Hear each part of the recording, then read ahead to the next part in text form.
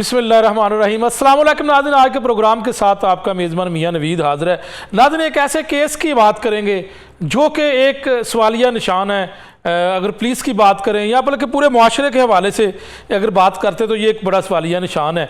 कान्हा के इलाके की बात करते हैं। तकरीबन 2 बच्चों की माँ जिसका नाम फौजिया और तकरीबन उसकी एज की अगर बात कर लें तो 29 साल फौजिया 17 मई 2019 को 6 साल का अरसा हो चुका है। फौजिया जो है वो जिन्नात ने अगवा किया है। केस ये है कि जिन्नात ने फौजिया नामी बीबी को 17 मई 2019 को अगवा किया।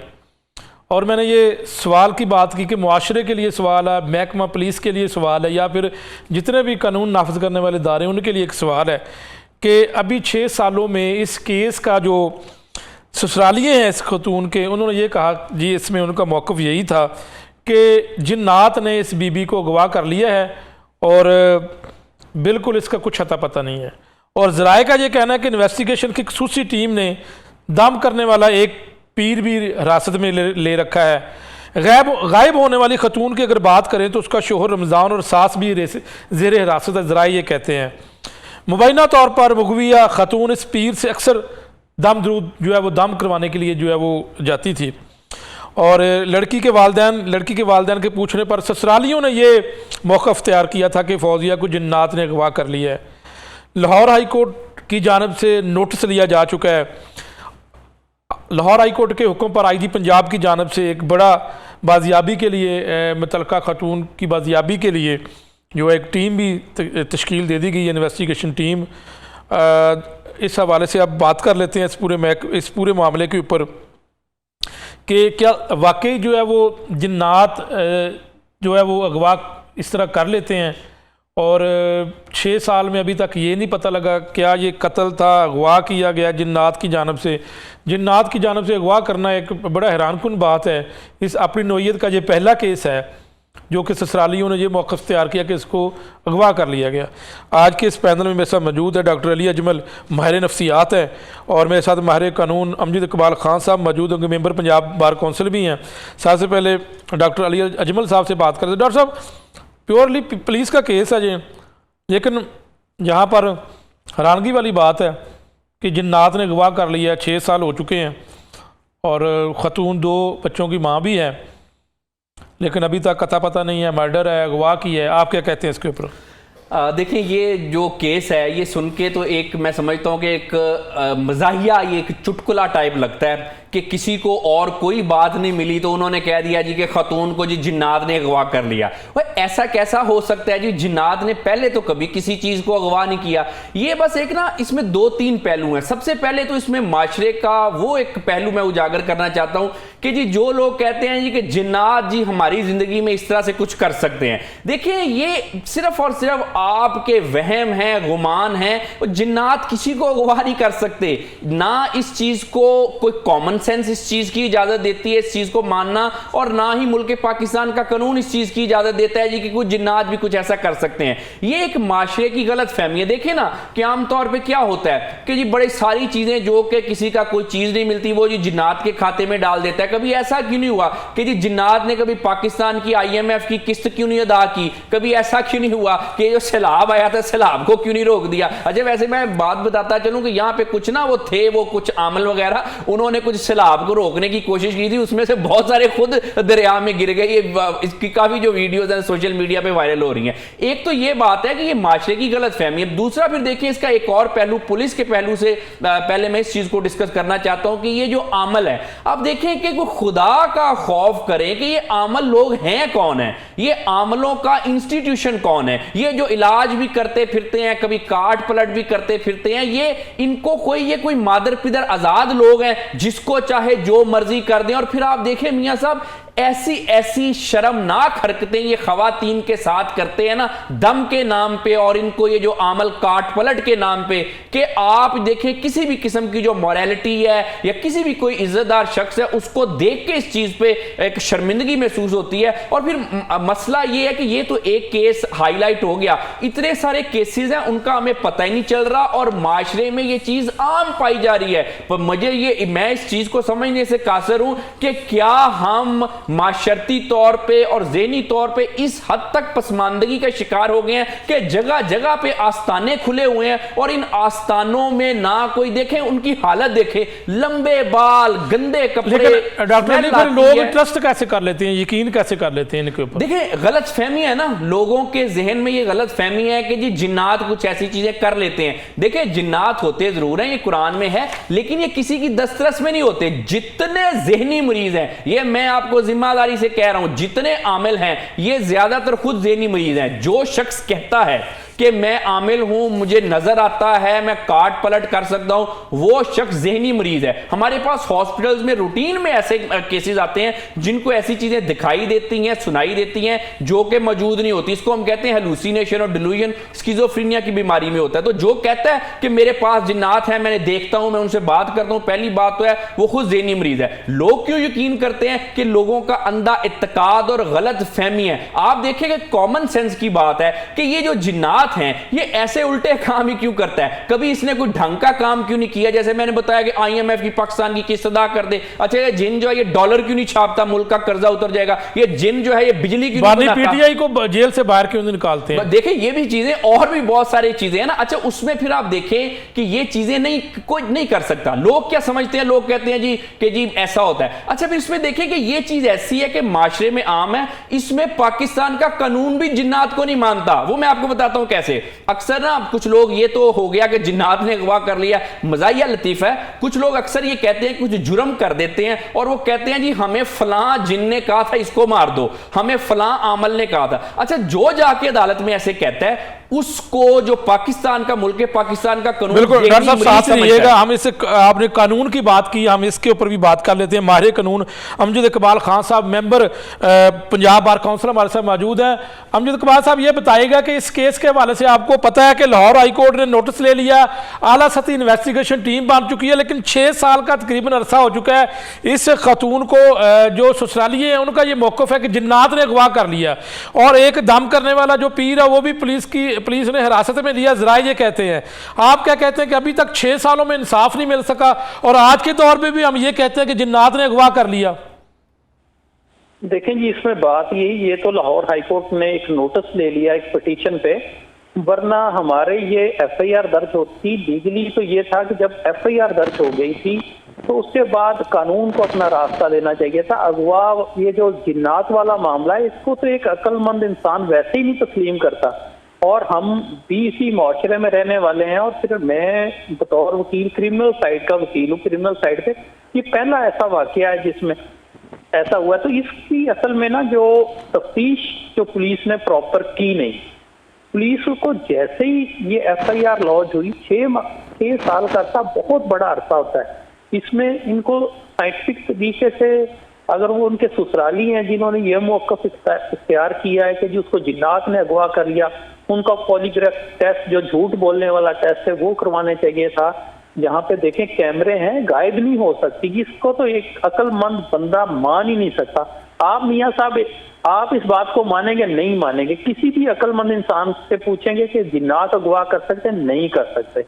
ये तो पुलिस का और हमारे कानून नाफिज करने वाले इदारों का एक फेलियर है। लेकिन अमजद इकबाल साहब, अब पुलिस कह रही है कि गालिबन इसका मर्डर कर दिया गया और इल्जाम जिन्नात पर लगा दिया गया, तो 6 साल बाद ये स्टेटमेंट है, तो ये पुलिस की नाकामी नहीं है कि 6 साल में तो हम इन्वेस्टिगेशन नहीं कर सके? अगर आप इस बात के ऊपर लाहौर हाई कोर्ट ने नोटिस ले ही लिया है, हर बंदा लाहौर हाई कोर्ट में तो नहीं जा सकता, तो अब कहा जा रहा है कि गालिबन खातून को कत्ल करके जिन्नात के ऊपर इल्जाम लगा दिया गया है। ये क्या हैरानकुन बात है ये? जी बिल्कुल मियाँ साहब, ये बात है कि ये पहले दिन से इस लाइन पे इसको तफ्तीश करना चाहिए था इसकी, कि आया उसको कत्ल तो नहीं कर दिया गया अगवा करके। यहाँ पे डेड बॉडीज, आपको पता है कि कितनी डेड बॉडीज मिलती नहीं है जिनका पता है कि ये बंदा अगवा हुआ है, लोगों के सामने अगवा हुआ। तो चलें ये अगवा की हम उस हद तक तो बात नहीं मानते, लेकिन उसकी डेड बॉडी रिकवर होनी चाहिए थी। इतना अरसा उसको मर्डर, इस पहलू पे तफ्तीश करनी चाहिए थी पुलिस को कि क्या उसको अगवा के बाद मर्डर तो नहीं कर दिया गया। और एक ऐसी झूठी कहानी पे पुलिस ने भी यकीन कर लिया। ये तो पुलिस की, मैं कहता हूं कि हमारे जो ट्रेनिंग है उस पे सवालिया निशान है कि उन्होंने क्यों उस तरह जो इन्वेस्टिगेशन उसने को नहीं की। इसका साइंटिफिक तरीका ये था कि जिस इलाके में वो रहती हैं वहां के कैमरे, सीसीटीवी फुटेज, उसी दिन से जो हमारा ये सारा प्रोसेस करना चाहिए था। वैसे भी हमारा जो ज़ाब्ता फौजदारी है वो यही कहता है कि जब एक FIR दर्ज होगी उसके बाद जो इन्वेस्टिगेटिंग एजेंसी है उसका काम ही है कि वो कलेक्शन ऑफ एविडेंस करे, शवाहिद को इकट्ठा करे, उनकी रोशनी में कंक्लूड करे। तो पुलिस ने तो इसमें 6 साल तक कोई इन्वेस्टिगेशन नहीं की। और अब भी अगर हाई कोर्ट ये नोटिस ना लेती तो जो इसमें कंप्लेनेंट है जिनकी बेटी गायब हुई है उनको इंसाफ मिलना ही नहीं था इसमें। अमजद इकबाल साहब, आप अरसद राज से जो है वो वकालत के शोबे से मुंसलिक हैं, ये बताइए कभी इस तरह का पहले आपने केस देखा है? नहीं, इस तरह का केस नहीं देखा हमने। जब से मैंने कोई 26 साल की मेरी वकालत, और मेरी सारी वकालत भी इसी साइड पे, क्रिमिनल फौजदारी साइड पे। बिल्कुल। तो अच्छा, हमने ये सुना है, बल्कि एक मुहावरा भी है या एक इसको कह लें कि एक आम बात है ये, कि कत्ल कभी नहीं छुपता। अगर कोई मर्डर हुआ है तो वो कभी ना कभी यहाँ ज़रूर होता है। तो इस केस के हवाले से आप क्या कहेंगे? चलो 6 साल बाद ही सही, लेकिन एक आला सतही इंक्वायरी कमेटी इन्वेस्टिगेशन टीम बना दी गई है जिसमें DIG इन्वेस्टिगेशन लाहौर सैयद ज़िशान रज़ा साहब टीम के सरबराह हैं, उनकी सरबराही में अब कुछ ना कुछ हो सकता है। चलो खुदा ना खास्ता इस खातून को अगर मर्डर कर दिया गया है, जिस तरह पुलिस अब कहती है उसका मौक़िफ़ ही ये है, तो क्या हक़ाइक़ तो सामने आने चाहिए, कौन इसमें मुलव्वस है, क्या इसमें मामला थे, ताकि पता लगे और उनके जो लवाहिकीन हैं उनको भी पता लगे कि उनको इंसाफ मिला है।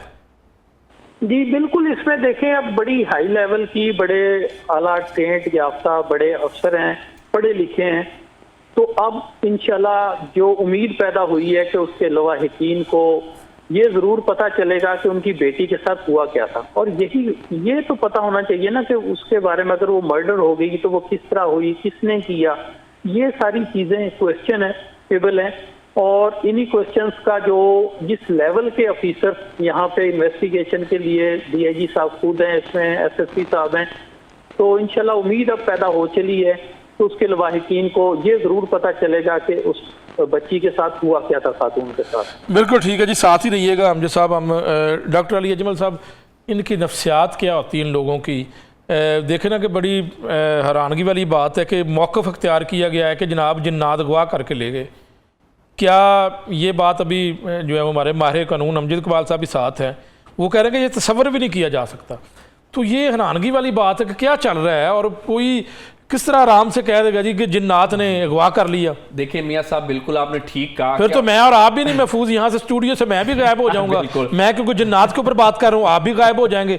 और अमजद इकबाल साहब जरा वो स्टूडियो में नहीं है, वो जरा बाहर है। हाँ बिल्कुल, लेकिन जिन्नात की दस्तरस उन तक भी होगी ना। ये तो देखिए, जो हमें कहते हैं, जो इन्होंने हमें कहानियां सुनाई हैं, वो तो ऐसे ही है कि जो जिन्नात हैं वो तो सब कुछ कर सकते हैं। वो तो अभी ये स्टूडियो को भी उठा सकते हैं, दीवार में से आ सकते हैं, और हमारे पास कुछ उनको रोकने का कोई तरीका नहीं है। अब देखिए कि ये एक ऐसी एक मजाहिया किस्म की बात है, और इसकी नफ्सियात मैं आपको बताता हूं है क्या। ये ना दोनों तरफ से देखना है। मसला ये है कि इस माशरे में लोगों के पास शऊर जो है मियां साहब, हमने देना तो दूर है, इस माशरे से शऊर हमने छीन लिया कि लोग बेशऊरे रहें इस माशरे में, और आवाज ना उठाएं, उंगली ना उठाएं, बात ना करें, और जो लोग जिनका जो है वो कारोबार चल रहा है वो चलता रहे। इस माशरे के साथ तो हमने इस माशरे की टारगेट किलिंग की। पहले जैसे होता था ना, हम लोगों की टारगेट किलिंग करते, सुना था कि किसी शख्स की हो गई, आज हमने इस माशरे के शऊर की टारगेट किलिंग कर ली है। आप देखें कि खुदा का खौफ करें, किन चीजों में आप पड़े हुए हैं। बात यह कि लोग समझते हैं जी कि वो जिन्नात होते हैं और इस वजह से जी इनके पास भी हैं, ये कोई काम कर सकते हैं। और जिन्नात बिल्कुल होते हैं। हजरत सुलेमान के पास इन पे दस्तरस भी थी, लेकिन ये बात समझे वो अल्लाह के नबी थे, अल्लाह के बरगुज़ीदा बंदे थे, अल्लाह ताला ने उनको चीजें अता की थी। और ये जो आमल बैठे हैं, ये ठग, ये अनपढ़ लोग जिनके पास हम खड़े नहीं हो सकते, स्मेल आती है इनसे, इनके हुलिये देखे, इनका क्या ताल्लुक है जी उनके साथ? ये तो लोगों को अपनी दुकानें चमकाने के लिए लोगों को गलत रास्तों पे लगा रहे हैं और फिर कहते हैं जी कि हमारे पास हैं बड़े बड़े अच्छे लोग, इनके पीछे लगे हुए हैं। भाई आपके पास कहां से आए? आप कौन होते हैं?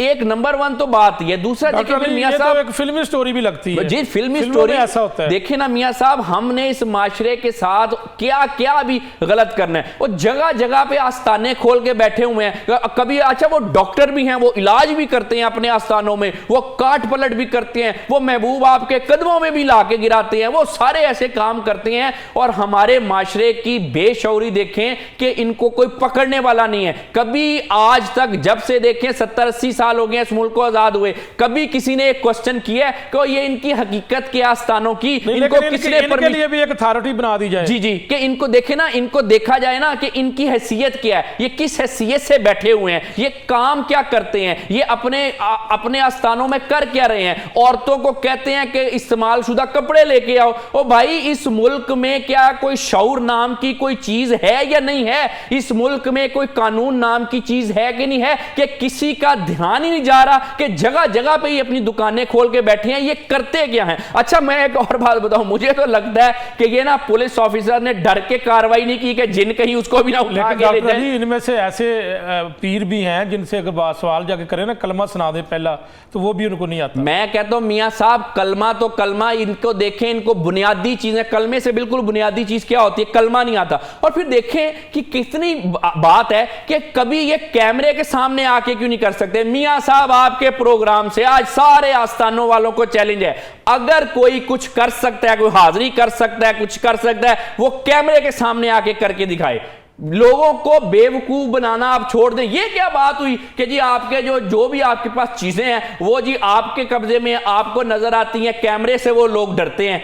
ऐसा देखिए, जब हम माशरे में गलत फहमियां फैलाएंगे, और ये जितने भी हमारे जो इंटेलेक्चुअल लोग हैं, पढ़े लिखे हैं, ये उन पे जिम्मेदारी आयद होती है। मैं समझता हूं ये मीडिया पे भी जिम्मेदारी आयद होती है कि अपने लोगों को एजुकेट करें, उनको बताएं। और ये कुछ नहीं कर सकते। जो शख्स आपको 20-20 रुपए लेके अमीर होने के नुस्खे बता रहा है, इस मुल्क में मियां साहब हमने क्या क्या नहीं किया। देखें, वो कहते हैं ना कि एक ही उल्लू काफी है गुलिस्तां को बर्बाद करने में। हर शाख पे उल्लू बैठा है, अंजामे गुलिस्तां क्या होगा? मियां साहब, क्या क्या नहीं किया हमने इस माशरे के साथ। इस माशरे में जो सर से गंजा है वो लोगों को नुस्खे बता रहा है गिरते बालों को रोकने के और नए बाल को उगाने के। आप देखिए, इस माशरे में जिसको खुद मोटी ऐनक नजर की लगी हुई है, वो लोगों को टोटके बता रहा है अपनी नजर को और ठीक करने के। क्या क्या नहीं इस मुल्क के साथ किया। मैं समझता हूं जिन औरतों के एक नहीं, दो नहीं, 3 नहीं, 4 दफा घर टूटे हैं, तलाकें हुई हैं, वो लोगों को भाषण दे रही होती हैं, वो घर कैसे बचाए, रिश्ते कैसे निभाए। मैं तो कहता हूं इस मुल्क के साथ हमने और कितना बुरा करना है, इस माशरे के साथ कितना बुरा करना है। जब ऐसी चीजें होंगी तो फिर ऐसी कहानियां भी निकलेंगी। लोग कहेंगे हाँ जी जिन्नाद ने अगवा कर लिया, कल को ये आ जाएगा। अच्छा, ये आप देख लीजिएगा, इस चीज को आप वेरीफाई कर लीजिएगा। जो पुलिस ऑफिसर जिन्होंने इतने सालों से इसकी चीज की इंक्वायरी नहीं की, मैं आपको गारंटी देता हूं उसके ज़हन में भी ये होगा कि मैंने अगर जिन्नात से बंदी रिकवर नहीं, लेकिन तो उन्होंने मुझे भी अगवा कर, उन्होंने तो इसको खतून को ये एसएसपी मोहम्मद नवीस साहब जो है इन्वेस्टिगेशन के, उन्होंने ये कहा कि खतून को कत्ल करके जिन्नात पर इल्ज़ाम लगा दिया गया कि वो ले गए, लेकिन ये एक्सपेक्टेड जो मर्डर केस लगता है।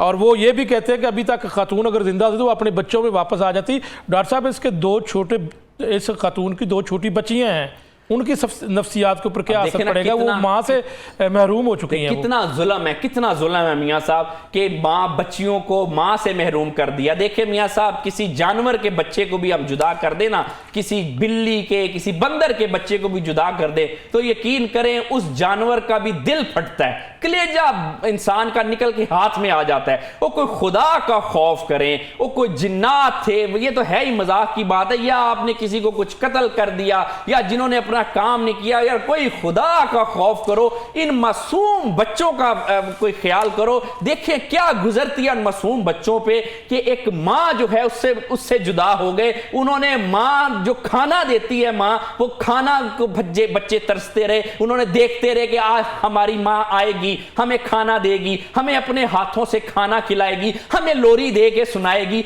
और इस माशरे ने और कितना गिरना है। मैं समझता हूं कि आपकी क्यों नहीं मियां साहब, क़यामत खुद बताएगी क़यामत क्यों जरूरी थी। ये तो वाकया एक आध हम डिस्कस कर रहे हैं, आए रोज गलियों मोहल्लों में ऐसे वाकयात होते हैं। एक जी शौर इंसान का कलेजा मुंह में आता है ऐसी बातें करते हुए, ऐसे मामलात को देखते हुए, सोचते हुए। कोई इतने जालिम हम लोग हो गए हैं कि बच्चों का, छोटे छोटे बच्चों का हमने ख्याल नहीं किया, माओ को बच्चों से हमने जुदा कर दिया। और इतने जालिम लोग हैं हम मियां साहब, इतने जालिम लोग हैं कि इससे ज्यादा हमने और क्या जुल्म कर दिया, नीचे हमने। बिल्कुल। अमजद कमाल खान साहब ये बताइएगा कि कहीं ना कहीं आपको ये लगता है कि ये जो इंसाफ में तखीर है, कहीं ना कहीं आपकी बरादरी का भी रोल है, जिधर तारीखें ले ली जाती हैं और जो है वो केस को लंबा कर दिया जाता है, इसके ऊपर आप क्या कहेंगे? जी बिल्कुल, दो बातें मियां साहब। एक बात तो मैं इस पे भी आऊंगा, और पहली बात में जो डॉक्टर साहब बात कर रहे हैं, देखें इसका एक और पहलू भी है, या जिन्नात के ऊपर इल्जाम लगाया। अगर कल को किसी को गायब करके मर्डर कर दिया जाए, अगवा करके, और ये कह दिया जाए कि जी इसको जिन्नात ने गायब किया, ये तो एक लोगों के लिए रास्ता खुल जाएगा। तो इससे भी आनी हाथों से निपटना चाहिए। और दूसरी तो बात, ये टेस्ट केस है ना, इसको हम एग्जाम्पल बनाएंगे तो फिर ही जो है वो आगे इस तरह लोग नहीं करेंगे। और डॉक्टर साहब दूसरा मामला, इसमें तो खैर चलान आया ही नहीं, लेकिन ये भी हमारे यहाँ ये एक पहलू है यहाँ पे कि कोर्ट्स में जो एक, असल में यहाँ जो हमारा लॉ है ना, क्रिमिनल प्रोसीजर एक्ट है, जो कानून है, जो ज़ाब्ता फौजदारी है, उसमें ऐसा टाइम फ्रेम ही नहीं दिया गया कि कितने अरसे में केस को कंक्लूड होना है।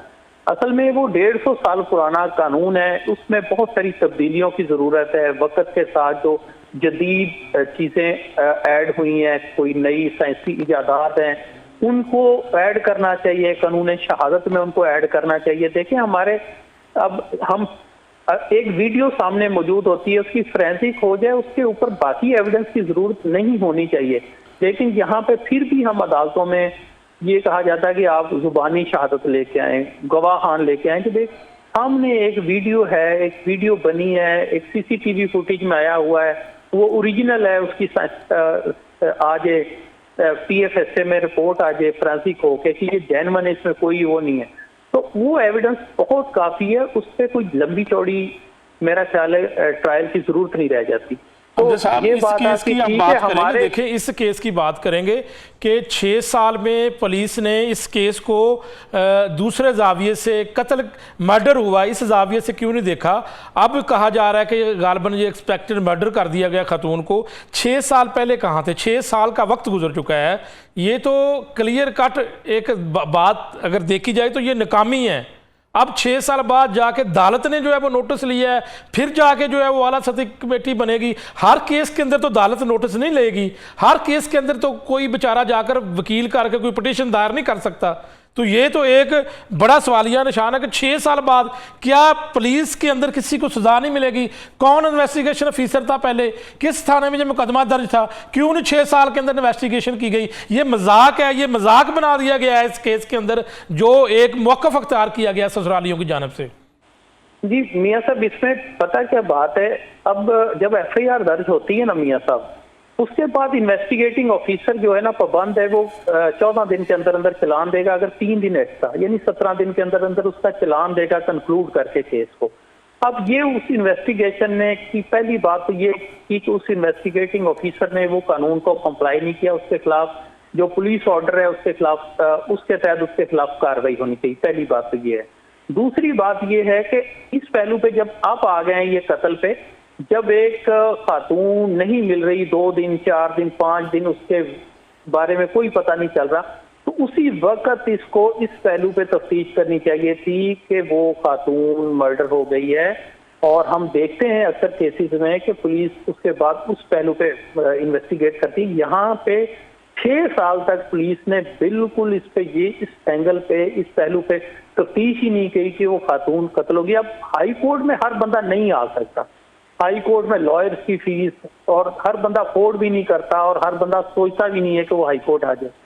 तो ये बड़ा एक टेस्ट केस है, और इसमें जिस इन्वेस्टिगेटिंग ऑफिसर के पास ये केस रहा है उसके खिलाफ महकमाना कार्रवाई भी होनी चाहिए, और एज पर कानून जो इसका पुलिस ऑर्डर 2002 है उसके शायद उसके खिलाफ FIR भी दर्ज होनी चाहिए उस आईओ के खिलाफ। ये इसमें बात। बिल्कुल ठीक है जी। नाज़रीन, यहाँ पर एक ब्रेक लेते हैं और ब्रेक के बाद दोबारा वापस आते हैं और इसी गुफ्तगू इसी बात के ऊपर, इसी प्रोग्राम के ऊपर बात करेंगे, और दोबारा आते हैं ब्रेक के बाद।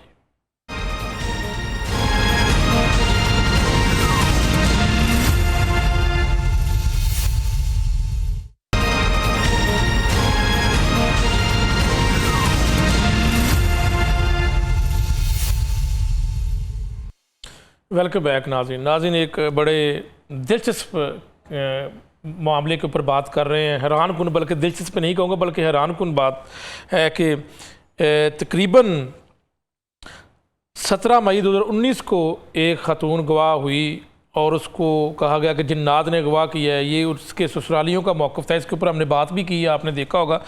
मज़ीद इसके ऊपर बात कर लेते हैं। डॉक्टर अली अजमल साहब मेरे साथ मौजूद है, हमारे नफ्सियात। डॉक्टर साहब ये बताएँ कि अक्सर औक़ात हम सुनते हैं कि जिन्नात लग जाते हैं किसी खातून को या किसी मर्द को, तो क्या ये दुरुस्त है कि जिन्नात लग जाते हैं? देखिए, इसमें मियाँ साहब ये ना बड़ा एक पेचीदा मामला है। उसमें ये है कि माशरे में बहुत सारी गलत फहमियाँ पाई जाती हैं। देखिए, हमेशा मियाँ साहब जो आधा सच होता है ना, वो पूरे झूठ से ज़्यादा खतरनाक होता है। आधा सच आधा झूठ पूरे झूठ से ज्यादा खतरनाक होता है, और उसमें लोग गलत फहमियों का शिकार हो जाते हैं। मैं आज आपको बताता हूं इन सारी चीजों की हकीकत क्या है। जो सुन रहे हैं उनकी सारी गलत फहमियां दूर हो जाएंगी। देखिए, सबसे पहले बात तो यह है कि ये जिन्नात होते तो हैं, कुरान में इनका जिक्र है। बतौर मुसलमान हमारा ये ईमान है कि जी ये होते हैं। और जैसे मैंने अभी स्टार्ट में भी कहा था कि हजरत सुलेमान अलैहिस्सलाम अल्लाह ताला के पैगंबर थे, उनके पास इन पे दस्तरस भी थी। इन चीज़ों के हम बिल्कुल इनकारी नहीं हो सकते, ये हैं, सारे मामलात हैं। लेकिन जहां तक बात है ना मियाँ साहब चिमटने की, जैसे मैंने बताया आधा सच और आधा झूठ ज्यादा खतरनाक होता है। ये चिमटते किसी को नहीं है, ये किसी का कुछ कर नहीं सकते। ये कोई ऐसा नहीं कर सकते किसी को अगवा कर लिया, किसी को बीमार कर दिया, किसी को ये कर दिया। यहां पे हम गलत करते हैं। और जो कुछ ऐसे आमलीन है जो कि जहल में अमल तो फिर मुतलका शख्स को या खतून को पूरा उसको देखते हैं, फिर उनको तरह तरह तरीके से टॉर्चर किया जाता है, मारा जाता है, तो फिर इसका मतलब वो फिर उसमें जिन्नात नहीं होते? नहीं, जिन्नात नहीं होते, ये बीमारी होती है। उस पर भी मैं आपको बात करता हूं। ये मैं बात अगर मुझे इजाजत दे मैं कंप्लीट कर लूं। देखिए, बात ये होते जरूर है, चिमटते नहीं है, किसी को कुछ नहीं कहते। कुछ लोगों ने अपनी दुकानें चमकाने के लिए लोगों को गलत रास्ते पे लगा दिया कि ये मेरे कब्जे में है, मैं काट पलट कर लूंगा। वो जी काला जादू, पीला जादू, नीला जादू, महबूब आपके कदमों में। यकीन करें मियाँ साहब, महबूब आपके कदमों में जितने आवारा लड़के हैं और जितनी इस चीज ने आवारगी इस माशरे में फैलाई है ना, ये बस मैं कहता हूं इनका अलग से हिसाब होगा। महबूब वाकई कदमों में आता है? नहीं जी, कहां महबूब कहां पे कदमों में आता? देखे ना जी मियां साहब, एक बात है, वो कहते हैं जी तस्वीर लेके आओ, ये कर देंगे वो कर देंगे। ओ भाई, हमारी तस्वीरें और जो लोग मीडिया पे आते हैं उनकी तो हर जगह पे तस्वीरें पड़ी हुई हैं। इतना ही कोई कदमों में करने वाला हो तो बड़ा आसान चीज नहीं है। कोई कुछ भी करता जाए, वो मेरी सोच पे क्या असर होगा? जिसके कदमों में जाना है उसकी अपनी मर्जी से इंसान जाता है। नहीं, फिर कौन सी बीमारी है ये? अच्छा, मैं आपको बताता हूं। अब इसमें ये ना बीमारियां, ये जो अलामात है, कुछ लोग कहते हैं जी दौरा पड़ गया, जैसे नहीं किसको कहते हैं हाजिरी होगी हमारे अंदर, ओ जी दौरा पड़ गया। अच्छा, फिर कुछ लोग ऐसे होते हैं जिनमें बहुत ज्यादा ताकत आ जाती है, लोग इनको भी फिर झांसे में आ जाते हैं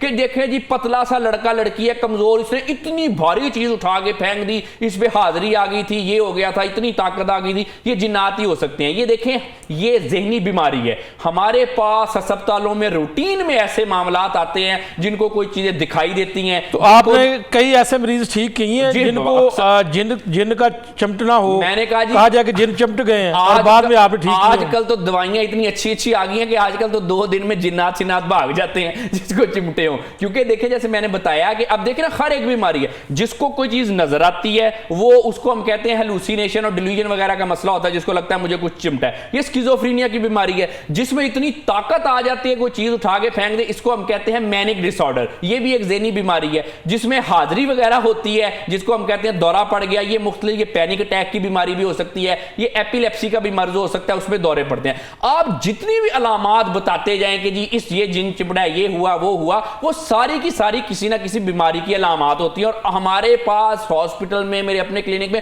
रूटीन में ऐसे केसेस आते रहते हैं, रूटीन में ऐसे मरीज आते हैं। तो सबसे पहले बात यह है कि माशरा अपनी आंखें खोले। देखिए ना, एक चीज है, ये जो जिन्नात चिमटे हैं, काला जादू, पीला जादू, ओ भाई ये घर में औरतों की लड़ाइयां क्यों कराने के काम आते हैं? ये सास ने बहू पे कर दिए, बहू ने सास पे कर दिए, ये देखे किसी सियासतदान पे क्यों नहीं हुए? कभी ये जो, अच्छा ये जो पीछे जंग हो रही थी, कभी ऐसे हुआ कि ये जिन्नात ने जाके त्यारे गिरा दिए हो, उनसे हमने करवा लिया हो? ये सैलाब आया है तो अवाम ही मदद कर रही है या इदारे ही मदद कर रहे हैं, कभी ऐसे क्यों नहीं हुआ कि उन्होंने कहा जी जो कहते हैं काट पलट, और जाओ जाके सैलाब रोको? वो कुछ जो ना आमलीन वो कर रहे थे, यकीन करें वो खुद दरिया में गिर गए। तो मसला ये है कि जब ये लोग अपनी आंखें खोलें, अपने वहमो गुमानों से निकलें, अपने बच्चों की अच्छी तरबियत करें। ये ऐसा नहीं है, ये लोगों ने हमें सिर्फ, जहां पे मियां साहब इस मुल्क के साथ हमने मुख्तलिफ महाजों पे जो है डिसऑनेस्टी की, बददियानती की, अब फाइनेंशियल देख लें, बिल्कुल ठीक है डॉक्टर साहब, इसी तरह से हमने इस आपकी मुल्क दोबारा के शऊर पे भी इसी केस के ऊपर मैं एक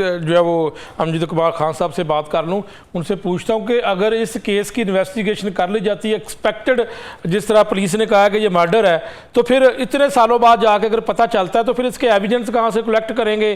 पोस्टमार्टम नहीं हुआ होगा उस मुतलका खतून का, खुदा न खास अगर मर्डर होता है तो हम तो यही दुआ करते हैं कि बाजियाब करवा लिया जाए, लेकिन अगर ऐसा होता है तो फिर क्या इस केस में कैसे किसी को सजा मिलेगी? मियां साहब, इसमें इस तरह है कि अगर उसकी बाकियात रिकवर होंगी तो वहां से वो तो फोरेंसिक के लिए भिजवाई जा सकती हैं, वो एक एविडेंस होगी, तो उसमें पता चल जाएगा कि इसकी डेथ किस तरह हुई है, जहर से दिया, गला दबा के, वो कुछ आज़ाद उसके बचे होंगे, कुछ चीज़ें अगर वो रिकवर हो जाती हैं। अदरवाइज इसमें एविडेंस तो यही थी कि इसमें वो जुबानी शहादत नहीं है, तो साइंटिफिक तफ्तीश उस वक्त तो बहुत सारी एविडेंस मिल सकती थी जब नहीं। अमजद इकबाल साहब, इसमें सवाल तो ये है कि बॉडी पता नहीं दफनाई होगी, नहीं दफनाई होगी, क्या होगा, पानी में जो है वो फेंक दी गई होगी, तो ये तो सारे सवाल आते हैं जी। अगर नहीं भी बॉडी रिकवर होती तो फिर भी सजा हो सकती है, लॉ ये कहता है। और केस कितना स्ट्रांग बनेगा? देखिए, केस तो अब इतना जाके इतनी देर के बाद मैं ये समझता हूँ कि इस वक्त केस की वो उतना स्ट्रांग नहीं होगा जो उस वक्त स्ट्रांग होता। अब इसमें सजा के चांसेस भी कम हो जाएंगे इस स्टेज पे जाके, क्योंकि अब इतनी पुरानी एविडेंस, अगर देखें 2 दिन पहले एविडेंस हो ना, तो मुझे देखें मियां साहब, मैं एक बात करता हूँ कि 2 दिन पहले एक मामला, एक आदमी गुजरा है, उसको लेके जा रहे हैं लोग अगवा करके, मैं 2 दिन बाद पुलिस को के पास पेश होता हूँ, मैं कहता हूँ 2 दिन पहले मैंने देखा है कि मियां साहब को 2 बंदे लेके जा रहे थे, तो वो बात एक आम जहन उसको तस्लीम करता है। अब 6 साल के बाद ऐसी शहादत लिखना, ऐसे गवाह का बयान लिखना, वो कहे कि जी मैंने 6 साल पहले देखा था कि इसको खातून को ले जाते हुए, तो उसको एक आम जहन तस्लीम नहीं करेगा। इसलिए जब कोर्ट ऑफ लॉ में वो बात जाएगी तो वो एविडेंस कमजोर एविडेंस। तो आप समझते हैं इस केस को सीसीडी के हवाले कर दिया जाए? देखिए, मैं कानून का तालिब इल्म हूँ, तो मैं तो कानून की बात करूंगा। कानून के दायरे में रह के इसको चालान होना चाहिए, जो मुल्जमान हैं उनको ट्रेस करना चाहिए और उसके बाद उनको बाकायदा अदालत कोर्ट ऑफ लॉ के सामने पेश करना चाहिए। सीसीडी का जो तरीकेकार सीसीडी ने रखा है, मैं उससे एग्री नहीं करता, ये बात। बिल्कुल ठीक है जी, ठीक है। डॉक्टर लिया जमल साहब, कहीं पुलिस उस वक्त के जो इन्वेस्टिगेशन ऑफिसर थे, वो कहीं उनको खौफ तो नहीं था कि जिन्नात ने अगवा किया है, तो कहीं उनको डर हो कि मुझे अगवा ना कर लिया जाए? देखिए, बिल्कुल लगता तो ऐसे ही है कि 6 साल तक देखे मियां साहब के लोग जो हैं इस बयानिए को एक्सेप्ट करते रहे कि वाकई जिन्नात नहीं उठाया, जिन्नात ने अगवा किया है। जिन्होंने इन्वेस्टिगेशन करनी थी नहीं की और 6 साल तक मुजरिम नहीं पकड़े गए, तो बाजार तो ऐसे ही लगता है कि वो इस बात पे कन्विंस है कि जी जिन्नात ने इस औरत को अगवा किया है, और फिर उनका ये यकीनी तौर पे माइंड में ये होगा कि कहीं मुझे ना अगवा कर ले। मैं तो समझता हूं कि सबसे पहले जिस भी पुलिस ऑफिसर के पास इसकी इन्वेस्टिगेशन थी, उसको पकड़ना चाहिए कि भाई क्यों नहीं इन्वेस्टिगेशन की, आपको क्या डर था कि आपको भी जिन्नात अगवा कर लेंगे। तो उसके सबसे पहले मैं समझता हूं कि अच्छी खासी तंबीह होनी होनी चाहिए कि ये आप भी जिन्नात से डरते हैं। अच्छा, इसमें मियां साहब फिर एक और चीज मैं आपको बताऊं, ये मैं आपको एक नई बात शायद बताऊं, बात तो है लेकिन शायद कभी किसी ने इस एंगल को डिस्कस नहीं किया। देखें, मुल्क पाकिस्तान का कानून जो है वो जिन्नात को नहीं मानता, नहीं मानता जी, जिन्नात को मुल्क पाकिस्तान का कानून नहीं मानता। वो मैं आपको बताता हूं कैसे नहीं लेकिन मानता। मखलूक तो है, नहीं मैं आपको बताता हूं, वो तो हमने डिस्कस कर लिया ना कि मुल्क पाकिस्तान का कानून ये नहीं मानता कि वो हमारी जिंदगी में उनका कोई अमल दखल है। वो मैं कैसे कह रहा हूं, जो शख्स, ये तो हो गया ना कि जिन्नात ने गवाह कर दिया, जो शख्स कोर्ट में जिन्नात का नाम लेता है वो कहता है जी, कुछ लोग ऐसे भी कहते हैं जी कि मुझे जी जिन्नात ने कहा था फलां बंदे को मर्डर कर दो, फलां बंदे को ये कर दो। अच्छा, अदालत और मुल्क पाकिस्तान का कानून उसको समझता है कि ये बंदा ज़हनी तौर पे बीमार है, उसको हमारे पास भेजते हैं कि इसका मेंटल चेकअप करें कि बंदा ठीक है कि नहीं। वो हमारे ही प्रोफेशन के जो डॉक्टर हैं वो सर्टिफिकेट देते हैं कि ये बीमार है। तो बात ये है कि मुल्क पाकिस्तान के कानून के मुताबिक अगर कोई शख्स कहता है कि मेरे ऊपर असर है और उस असर की बुनियाद पे मैंने कुछ कर दिया या जिन्नात ने मुझसे कुछ करवाया, तो मुल्क पाकिस्तान का कानून क्या कहता है, सेक्शन 84 है पाकिस्तान पीनल कोड की, वो कहते हैं कि ये बंदा ज़हनी तौर पे बीमार है और उसमें फिर उसमें एक पूरा प्रोसीजर है ऐसे ज़हनी बीमार को उसका ट्रायल करने का। वो गालबन सीआरपी की सेक्शन 466 और 67 है गालबन, उसमें यह है कि वो फिर उसका एक मेडिकल एग्जामिनेशन होता है, वो हमारे फील्ड के डॉक्टर स्पेशलिटी के करते हैं। तो ये देखें कि ये जो आप स्टोरी सुना रहे हैं दुनिया को कि जिन्नात ने गवाह कर लिया, वो मुल्क पाकिस्तान का कानून ये नहीं मानता कि जिन्नात किसी को गवाह कर सकते हैं। मुल्क पाकिस्तान का कानून ये नहीं मानता कि जिन्नात के असर में आप कोई जुर्म कर सकते हैं। मुल्क पाकिस्तान का कानून ये नहीं मानता कि ये आपकी जिंदगी में कुछ इनका अमल दखल होता है। जैसे हमने बात की कि ये मखलूक होते जरूर है लेकिन इनका हमारी जिंदगी में कोई अमल दखल नहीं होता। ये सिर्फ ऐसे बातें ही बनाई हुई हैं, लोगों को अपने शऊर को बढ़ाने की जरूरत है। खुदारा जिस जगह मैं अब बताता चलूं मियां साहब कि हमने हर तरह से इस मुल्क में बदयांती की बिगाड़ पैदा किया। बहुत शुक्रिया। सबसे बड़े बिगाड़ जो हमने पैदा किया ये ज़हनी बिगाड़ है। बहुत शुक्रिया डॉक्टर अली अजमल साहब, और माहिर नफ्सियात हमारे साथ मौजूद थे और माहिर कानून अमजद इकबाल खान साहब हमारे साथ मौजूद थे। नाज़रीन, ये केस आप देखते हैं कि इसको कैसे हल किया जाता है और बड़ा मजाक लगता है कि जी अगवा किया गया जो कि ससुरालियों की जानब से मौक़िफ़ इख्तियार किया गया। ब्रेक के बाद दोबारा आते हैं और लाहौर के अंदर शदीद बारिशें और लेस्को की कारकर्दगी का भी एक थोड़ा सा मुमई जायज़ा लेते हैं। ब्रेक के बाद दोबारा वापस आते हैं।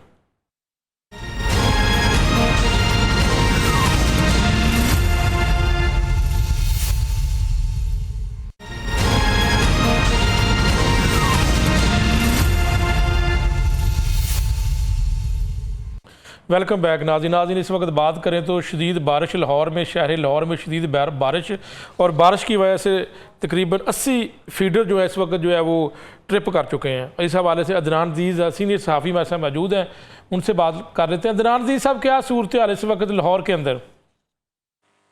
देखिए, सबसे पहले बात तो ये है कि जो लेस्को की जानिब से जो कहा जाता है कि मानसून से कबल तमाम जो तैयारी है वो मुकम्मल कर दी गई है, जो फीडर्स को अपडेट किया गया है, जो ओवरलोड ट्रांसफार्मर है लाहौर शहर में उनको भी तब्दील किया गया, लेकिन ऐसा कुछ भी देखने में नहीं आता जिसका जो खमियाजा है वो आवाम को मानसून में बर्दाश्त करना पड़ता है। जैसा कि मानसून का जो इस वक्त जो 10वां स्पेल है वो जारी है और लाहौर शहर में शदीद बारिश हुई है मुख्तलिफ मुकामात पर, तो जिसके बाइस लेस्को के 80 से ज्यादा जो फीडर्स हैं वो ट्रिप कर चुके हैं। लेकिन यहाँ पे दिलचस्प बात ये देखने में आ रही है कि जैसे ही बारिश शुरू हुई तो लेस्को के जो आला हुकाम है उन्होंने सिर्फ पीडीसी में जाके एक सिर्फ फोटो सेशन किया कि इस वक्त लाहौर शहर में थोड़ा सा लाहौर की एरिया वाइज आप तफसीलात बता सकते हैं अदनान जी साहब? बिल्कुल, मैं बता सकता हूँ। इस वक्त जो लाहौर शहर के अगर इन इलाकों की बात करें तो इसमें जो इस वक्त जो शहर जी को परेशानी का सामना करना पड़ रहा है फीडर ट्रिप होने के बायस, उसमें गुलशन रावी, बागबानपुरा, मुगलपुरा, समनाबाद, इस्लामपुरा, उसके अलावा अली रजाबाद के इलाके हैं जहाँ पे सबसे ज्यादा जो, उसके अलावा जो लाहौर पार्क के इलाकों में भी जो आवाम को परेशानी का सामना करना पड़ रहा है। सबसे जो कंजेस्टेड एरिया है लाहौर शहर के उसमें जो गुलशन रावी के इलाके हैं वहाँ पे भी फीडर बंद है क्योंकि इस वक्त 80 से ज्यादा जो फीडर बंद। अच्छा अदनान जी साहब, इसकी वजह क्या होती है कि शदीद बारिश की वजह से जैसे ही बारिश होती है तो हमने हमेशा देखा कि जो है वो फीडर ट्रिप कर जाते हैं, क्या वजह क्या है इस वक्त, जो है वो असल वजूहात क्या है, क्यों ऐसा होता है? असल वजूहात जो है वो लेस्को का जो तफसीली निज़ाम है वो बहुत ज़्यादा पोसीदा हो चुका है, यानी कि उसमें बहुत ज़्यादा खामी है।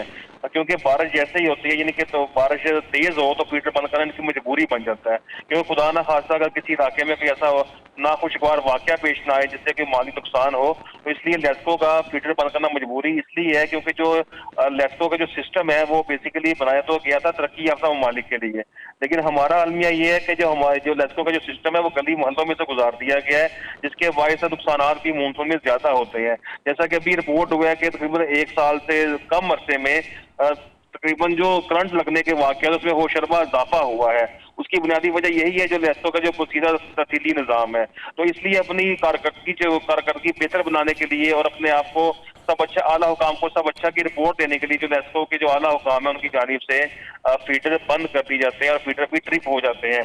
तो लेकिन ये तो सिर्फ लाहौर शहर की सूरत हाल है। लेस्को रीजन की अगर बात करें तो उसमें कसूर, ननकाना, उसके अलावा जो शेखुपुरा के जो इलाके हैं, फूलगढ़ के इलाके हैं, वहाँ पे तो कोई पुरसाने हाल ही नहीं है, क्योंकि यहाँ पे तो फीडर बंद है, लेकिन वहाँ पे जो बिजली के पोल है, जो 11 kV के जो मेन पोल है वो तो जमीन बोझ हो चुके हैं, क्योंकि वहाँ पे स्टाफ की किल्लत और उसके अलावा जो वहाँ पे सैलाब की सूरत हाल वो भी आपके सामने है। क्योंकि इस वक्त जो कसूर सर्कल है वो सबसे ज्यादा मुतासर हुआ है। वहाँ पे तो यानी कि जो 11 kV के अलावा जो बड़े जो मेन पोल्स हैं वो तो सैलाब के अंदर ही बह चुके हैं, जिसके बायस वहाँ पे भी अवाम को शदीद परेशानी का सामना करना पड़ रहा है। लेकिन ये तो सिर्फ लाहौर की जो सूरत हाल है, यहाँ पे सिर्फ अपनी कारकर्दगी प्रोसेशन कराकर जो है वो कारकर्दगी दिखाने की कोशिश की जा रही है, लेकिन जो लेस्को रीजन के जो हालात है वो बहुत ही बुरे हैं। वहाँ पे अवाम को शदीद परेशानी का लाहौर में सबसे ज्यादा किस एरिया में बारिश आज अभी हुई है? लाहौर में जो अलर्ट जारी किया गया है, जो उसके मुताबिक जो अपर माल का इलाका है, इसके अलावा जो पानी वाला तालाब है, वहाँ पे सबसे ज्यादा बारिश रिकॉर्ड की गई है। वहाँ पे तकरीबन 146 मिलीमीटर बारिश रेन रिकॉर्ड जो है वो सामने आया है। तो जिसके बायस वहाँ पे जो ज्यादा अवाम को परेशानी का सामना अदनान सिंह साहब, लाहौर के अंदर ज़ेरे ज़मीन जो वाटर टैंक बनाने का मनसूबा था वो किस हद तक कामयाब हुआ है, कितना रहता है? गालिबन आपने कई मरतबा इसके ऊपर स्टोरी भी की है। देखिए तकरीबन लाहौर शहर में 10 के करीब वाटर टैंक बनाए जाने थे। उसके अलावा जो पहला इन्होंने वाटर टैंक बनाया था वो बनाया था इन्होंने कश्मीर रोड पे, माल रोड पे। लेकिन ये जो है दूसरा जो वाटर टैंक बनाया था इन्होंने शेरावाला गेट। तीसरा जो मनसूबा था वो इनका जो मनसूबा था वो था कदावी स्टेडियम के इलाके में बनाया, वो मुकम्मल तो हो चुका है। लेकिन सबसे दिलचस्प बात ये है कि लाहौर शहर में जो सबसे ज्यादा इलाके मुतासर होते हैं वो ताजपुरा बी और डी ब्लॉक है। वहाँ पे सबसे पहले वाटर टैंक बनाया जाना था, लेकिन वहाँ पे क्योंकि सियासी बेंच चढ़ गया, अब वहाँ पे वाटर टैंक शुरू हुआ है मानसून के दौरान। लेकिन अभी भी जो वहाँ की जो सूरत हाल है ताजपुरा बी और डी ब्लॉक की, वहाँ पे अवाम के घरों में पानी दाखिल हो चुका है। क्योंकि अगर वहाँ पे शुरू में वाटर टैंक बनता तो शायद वहाँ पे सूरत हाल देखने में ना मिलती, क्योंकि वहाँ जो माल रोड कश्मीर रोड है यहाँ से हमारी ब्यूरोक्रेसी गुजरती है। उसके अलावा जो शेरावाला गेट है, क्योंकि वहाँ पे भी हमने प्रोटेक्शन करना होता है, तो सिर्फ उन इलाकों में पानी वाला जैसा कि लक्ष्मी चौक में जो बनाया गया वाटर टैंक सिर्फ क्योंकि जब भी बारिश होती है तो जो बनाए गए हैं वो कितने यूजफुल हैं? वो यूजफुल ये है कि कश्मीर रोड वाटर टैंक मुकम्मल ऑपरेशनल है, वहाँ पे पानी जो है वो वहाँ पे पानी स्टोरेज हो रहा है। उसके अलावा जो शेरा वाला गेट है वो भी ऑपरेशनल है। तो फर्क पड़ा है वहाँ पे इन इलाकों में पानी जो आता है वो फौरी इस टैंक में जाता है तो पानी खड़ा नहीं होता, फर्क पड़ा है? हाँ जी, फर्क तो इसमें पड़ा है, क्योंकि जो पहले जो लाहौर डेवलपमेंट प्रोग्राम के अलावा जो मास्टर प्लान बनाया गया था उसके मुताबिक जो लाहौर शहर के जो एक सर्वे किया गया था, वहाँ पे सबसे पहले जो वाटर टैंक बनना था वो ताजपुरा में बनना था, जहाँ पे अब ये अब शुरू हुआ है जाके कोई अच्छा दराज गुजरने के बावजूद, क्योंकि वहाँ के अवाम में उनका कोई पूछने वाला कोई नहीं है। क्योंकि लक्ष्मी चौक पे इसलिए वाटर टैंक पहले बनाया गया क्योंकि वहाँ पे ब्यूरोक्रेसी, वहाँ पे जो हमारी आला हुकूमती जो मशीनरी है वो सबसे पहले वहाँ पहुंचती है, क्योंकि सबसे पहले पानी वहाँ पे जमा होता है। वहाँ पे तो फर्क पड़ गया, लेकिन वहाँ पे पानी ना होने के बराबर है, क्योंकि वहाँ पे वाटर टैंक में पानी जमा हो जाता है। उसके अलावा जो शेरावाला गेट है वो भी ऑपरेशनल है, लेकिन जो ताजपुरा बी ब्लॉक है वो भी जो वाटर टैंक है वो ऑपरेशनल नहीं हुआ, क्योंकि वहाँ पे भी पानी जमा हो रहा है। और लेकिन उसके अलावा जो वहाँ पे जो तो ये ताजपुरे वाला जो वाटर टैंक है इसके पीछे सियासी क्या मामला है? ये सियासत की भेंट क्यों चढ़ गया? क्योंकि सियासत की भेंट इसलिए चढ़ गया क्योंकि वो एक आम लोग वहाँ पे रहते हैं ना, कंजेस्टेड एरिया बहुत ज्यादा, क्योंकि वो एलडीए की स्कीम है वो। लेकिन लाहौर का तो हिस्सा ही है ना, शहरी तो लाहौर के ही है ना ये भी। हाँ जी, वो वहाँ पे हर मानसून में सबसे ज्यादा जो मुतासर होता है वो ताजपुरा का इलाका मुतासर होता है, इसलिए वहां पे सबसे पहले ये ऐलान किया गया था कि सबसे पहले जो वाटर टैंक है वो वहीं पे बनेगा। लेकिन वो ये आपने वो मिसाल सुनी, जिसकी लाठी उसकी भैंस, जिसका भी जोर पड़ता है वो वहां पे अपना वाटर टैंक बना के बैठ जाता है। जैसा कि अभी ग्रीन पार्क में वाटर टैंक शुरू हुआ है, उसके पीछे ये है कि वहां पे जो सवाई वजीर है उनका अपना इलाका है, इसके अलावा जो कश्मीर रोड है वहाँ पे ब्यूरोक्रेसी आती है। लक्ष्मी चौक है, वहाँ पे आपको भी याद होगा कि जब 2 से 3 साल पहले वहाँ पे जो हमारी हुकूमती मशीनरी है बकायदा वहाँ पे कश्ती चलाकर वहाँ पे फोटो सेशन किया जाता था। उसकी वजह यही थी कि सबसे ज्यादा जो गुजर गए वो उसी रोड से होती है, कश्मीर रोड या लक्ष्मी चौक के इलाकों से। वहाँ पे हमारे CM साहब भी जो पहले जो रह के गए, जो तरीके इंसाफ की हुकूमत थी, सारे वहीं पे इकट्ठे होकर बकायदा आवाम को फोटो सेशन करके दिखाते थे जी लक्ष्मी चौक में बहुत ज्यादा पानी है। उसके बाद फिर वहाँ पे वाटर टैंक बना के वहाँ पे आवाम को जो है वो सिर्फ लॉलीपॉप देने की कोशिश की गई है। लेकिन इस वक्त की जो सूरत हाल है, वाटर टैंक जो 3 या 4 के करीब जो है वो ऑपरेशनल है। बाकी जो वाटर टैंक है उसके अलावा उन पे भी काम जारी है। और कदावी स्टेडियम का जो इलाका है वो सबसे ज्यादा मुतासर इसलिए होता था कि जहाँ पानी नहीं मिलना तो पानी जो है वो कदावी स्टेडियम के करीब जाके जमा हो जाना करना, तो लेकिन वहाँ पे भी वाटर टैंक बना दिया गया है, इसलिए वहाँ पे भी काफी ज्यादा फर्क पड़ा है। लेकिन अगर जो 10 वाटर टैंक बनाए जाने की, जो 10 वाटर टैंक जो है वो हुकूमत ने ऐलान किया है, पंजाब गवर्नमेंट ने, अगर वो बन जाते हैं तो लाहौर के जो नशेबी इलाके हैं वो काफी हद तक कवर हो जाएंगे और मानसून में जो है वो आवाम को परेशान। बिल्कुल, बहुत शुक्रिया अदनान अजीज साहब। नाज़रीन, बात यही है कि जो है वो 3 से 4 वाटर टैंक की अगर बात करें, ज़ीरे ज़मीन बारिश का जो पानी आता है वाटर टैंक बनाए जाने थे और इसमें पानी स्टॉक किया जाना था, लेकिन अभी भी 3 से 4 ऑपरेशनल है। और यहाँ पे बताया जा रहा है कि ताजपुर इलाके की अगर बात करें तो शायद वहाँ पर कोई उनकी सिफारिश नहीं है, वो सबसे पहले बनाया जाना था लेकिन अब नहीं बनाया जा सका, सियासत की भिंड चढ़ गया। इसी तरह अगर आप बात करें तो ये मामूल की बात है कि जनाब जब जैसे ही बारिश होती है तो जो है वो फीडर जो है वो ट्रिप हो जाते हैं और लोगों को लोड शेडिंग का सामना करना पड़ता है। ताहम इसका कोई मुस्तकिल बुनियाद पर कोई ना कोई हल निकाला जाना चाहिए। बहुत शुक्रिया। अदनान अजीज साहब हमारे साथ मौजूद थे। नाज़रीन, इजाज़त चाहते हैं, इंशाल्लाह कल फिर हाजिर होंगे, तब तक के लिए अल्लाह हाफ़िज़।